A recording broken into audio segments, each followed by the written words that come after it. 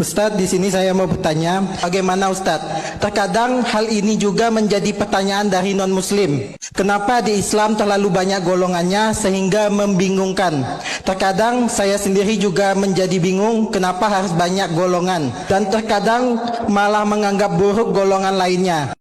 Baik, pertanyaan yang bagus ya. Kita beranjak dulu daripada sebuah hadis Nabi SAW akan terpecah kaum Yahudi menjadi 71 golongan, Nasrani 72 golongan, dan umatku 73 golongan. Semuanya akan melalui neraka kecuali satu. Lalu para sahabat mengatakan, ya Rasulullah, siapa yang satu itu? Kata Nabi SAW, yang ada di atas contoh-contohku dan juga para sahabatku. Jadi juga ada hadis yang lain menguatkan masalah ini.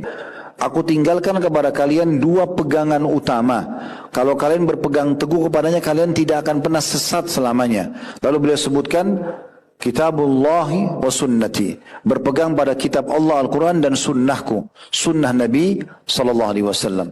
Kenapa banyak kelompok-kelompok yang muncul? Karena mereka sangat varian sekali, ya, banyak variabelnya, dan mereka tidak ikut apa yang mereka jadikan sebagai Tuhan itu kepada wahyu, kemudian Al-Quran dan Sunnah.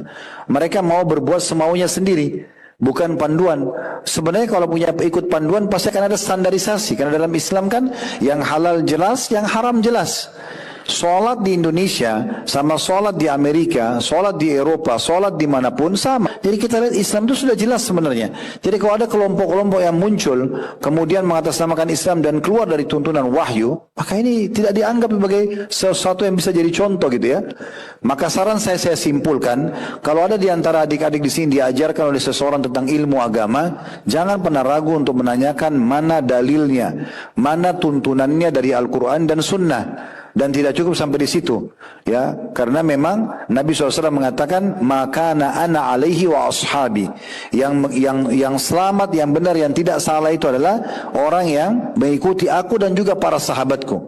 Jadi pemahaman Al-Quran dan Sunnah itu sesuai dengan yang difahami oleh para sahabat Nabi, karena mereka orang yang hidup bersama Nabi Muhammad SAW.